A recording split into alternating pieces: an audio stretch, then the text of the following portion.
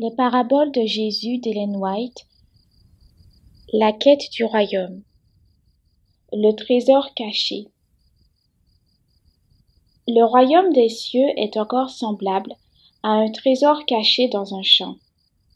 L'homme qui l'a trouvé le cache, et dans sa joie, il va vendre tout ce qu'il a et achète ce champ.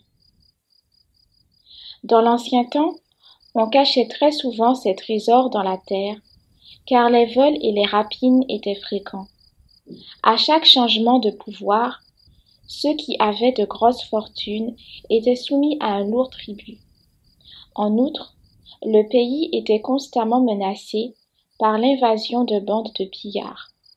C'est pourquoi les riches cherchaient à mettre leur fortune en lieu sûr. Or, la terre était la meilleure cachette.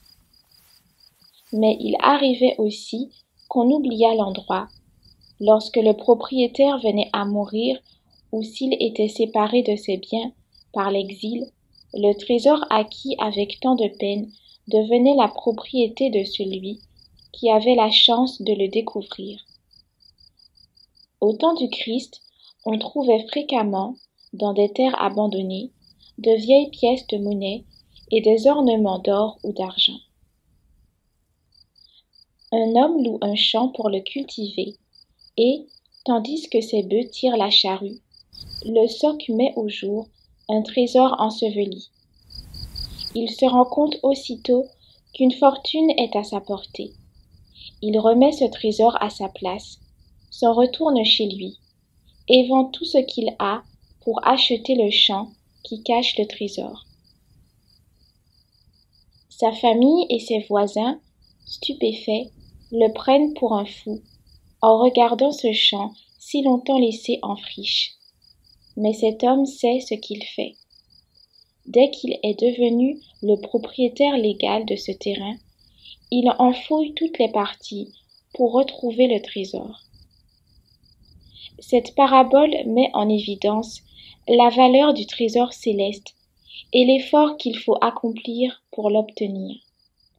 Le laboureur était prêt à se séparer de tous ses biens et à se livrer à de pénibles travaux en vue d'obtenir les richesses cachées.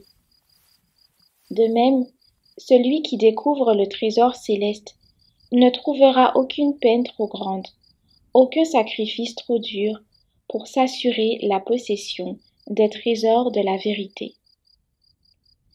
Dans la parabole, le champ qui renferme le trésor représente les saintes écritures. Le trésor, c'est l'Évangile.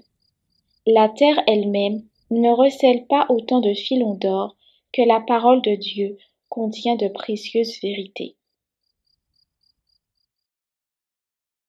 Retrouvez plus de lectures des ouvrages de l'Esprit de prophétie sur lerest.org.